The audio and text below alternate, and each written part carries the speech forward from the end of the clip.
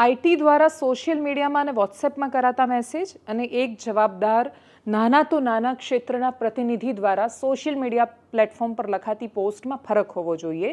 પણ એ ફરક એટલે નથી કેમ કે ઘેટાની માનસિકતામાં અને કાર્યકર્તાઓની માનસિકતામાં વિશેષ ફરક બાકી નથી રહ્યો. આ તમે વાંચી રહ્યા છો છાયાબેન ખરાડીને, કોર્પોરેટર છે ભારતીય જનતા પાર્ટીના વડોદરાથી. એમણે મુખ્યમંત્રી સાથે પોતાનો ફોટો પણ મૂકેલો છે અને એમનું પોસ્ટ છે કે 240 સીટમાં આટલું જ યુદ્ધ જોવા મળે, આખું જોવું હોય તો 400 સીટ આપવી પડે, વાર્તા સમાપ્ત. આ એક્ઝેક્ટ એટલી થર્ડ ક્લાસ વાત છે જેટલી નેતાઓ કહેતા હોય છે કે અમને વોટ નથી આપ્યો એટલે અમે તમારા ઘર તોડી નાખીશું. તમારે જો રાશન જોઈતું હોય કે મદદ જોઈતી હોય તો તમારે અમને વોટ આપવાનો, અમને વોટ નહીં આપો, અમે જોઈશું એ આંકડાને. ઈવીએમના પ્રતાપે આપણને આંકડા ખબર પડે છે કે કયા બૂથમાંથી કેટલા વોટ મળ્યા અને જે બૂથમાંથી વોટ ન મળે એ બૂથ આપણું નથી અને એટલે જે બૂથનો વિકાસ નહીં કરવાનો.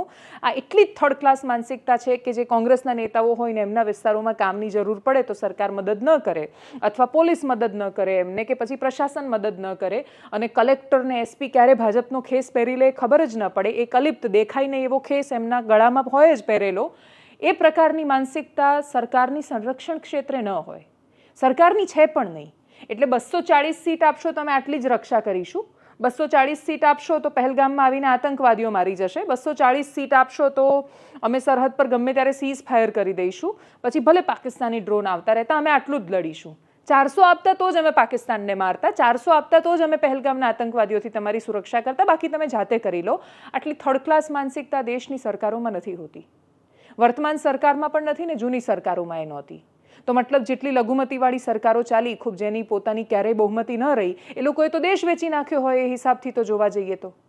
અટલ બિહારી વાજપેયીજીને પણ જ્યારે આટલા બધા વોટ નહોતા મળ્યા કે બહુમતી નહોતી મળી, એમને તો 300 પાર પણ નથી ગયા એ, તો એમણે તો દેશ આપી આવવો જોઈએ પાકિસ્તાનને જઈને. જે દેશની અને જે પોતાને દુનિયાની સૌથી મોટી પાર્ટી કહે છે એવી ભારતીય જનતા પાર્ટી, અને જેમના સૌથી પ્રાતઃસ્મરણીય અને વંદનીય જે નેતાઓના નામ લેવામાં આવે છે એ પંડિત દીનદયાળ ઉપાધ્યાય કે પછી શ્યામાપ્રસાદ મુખર્જી. શ્યામાપ્રસાદ મુખર્જી કપડા મંત્રી હતા, પહેલી જે સરકાર બની સંયુક્ત સરકાર, એમાં દરેક પક્ષોની ભેગી થઈને સરકાર બની અને જવાહરલાલ નહેરુએ પોતાના ખૂબ વિરોધી મનાય એવા પણ શ્યામાપ્રસાદ મુખર્જી કેબિનેટમાં સામેલ હતા અને તોય એમણે કાશ્મીર માટે બલિદાન આપ્યું હતું ને એમની હત્યા થઈ હતી. ભારતીય જનતા પાર્ટીના નેતાઓ જે આમ જોરથી નારા લગાવતા હોય છે ને, જહાં હુએ બલિદાન મુખર્જી વો કાશ્મીર હમારા હૈ, તો એમને યાદ કરાવો કે કોણ હતા શ્યામાપ્રસાદ મુખર્જી. એમને યાદ કરાવો કે સત્તા અને સરકારથી ઉપર આ દેશ હોય છે.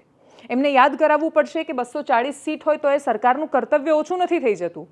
તમે આ દેશના પ્રધાનમંત્રી છો તો મતલબ તમે દરેકના પ્રધાનમંત્રી છો. જેણે વોટ આપ્યો છે માત્ર એના જ પ્રધાનમંત્રી નથી હોતા.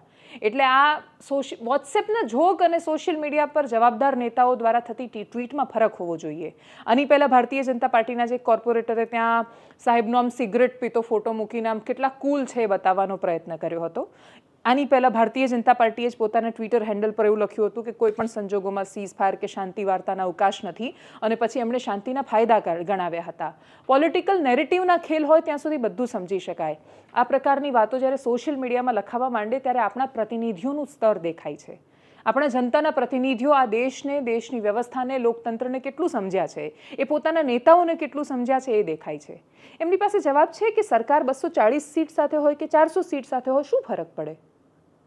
સરકારને જો વિપક્ષના સહયોગની જરૂર હોય કોઈ વિષયમાં, એક તો બહુમતીવાળી સરકાર છે, ઓલરેડી ગઠબંધનની સરકાર છે પણ તોય બહુમતીવાળી સરકાર છે. જેડીયુ અને આંધ્રપ્રદેશની ચંદ્રબાબુ નાયડુની પાર્ટીનું સમર્થન છે એમની પાસે, એટલે બહુમતી વગરની સરકાર નથી આ. એમને કોઈ પણ નિર્ણયમાં વિપક્ષની જરૂર જ નથી, અને જરૂર હોય તો એ આખું વિપક્ષ તો સાથે બેઠું છે એમની. કયા વિપક્ષના એક નેતાએ પણ એવું કહ્યું કે અમે સરકારની સાથે નથી? અને એ છતાંય 240માં આટલું જ જોવા મળે ને 400 હોય તો વધારે જોવા મળે. આ કોઈ નાટક કે મૂવી નથી ચાલી રહ્યું. છાયાબેન ખરાડી અને એમના જેવા કેટલાય નેતાઓ હશે કે જેમણે આ તો છીંડે ચડ્યા એ ચોર જેવું છે, આ બેને એકલાય નહીં લખ્યો, બીજાએ બહુ બધાએ લખ્યું હશે.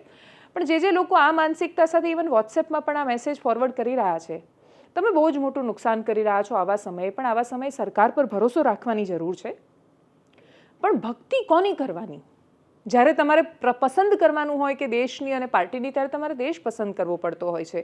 ભારતીય જનતા પાર્ટી જ પોતે એવું કહે છે એમના કાર્યકર્તાઓને કે વ્યક્તિ સે બડા દલ ઓર દલ સે બડા દેશ. અને જો દલથી મોટું દેશ છે તો પછી આ પ્રકારની વાહિયાત વાતો કેવી રીતે કોઈ સોશિયલ મીડિયા પર લખી શકે? પણ કેવી રીતે લખે એનું ઉદાહરણ આ છે, પર્પલ બેકગ્રાઉન્ડમાં વ્હાઇટ ફોન્ટ સાથે લખી શકાય, જે છાયાબેને લખ્યું છે.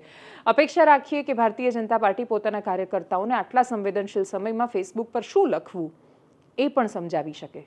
નમસ્કાર.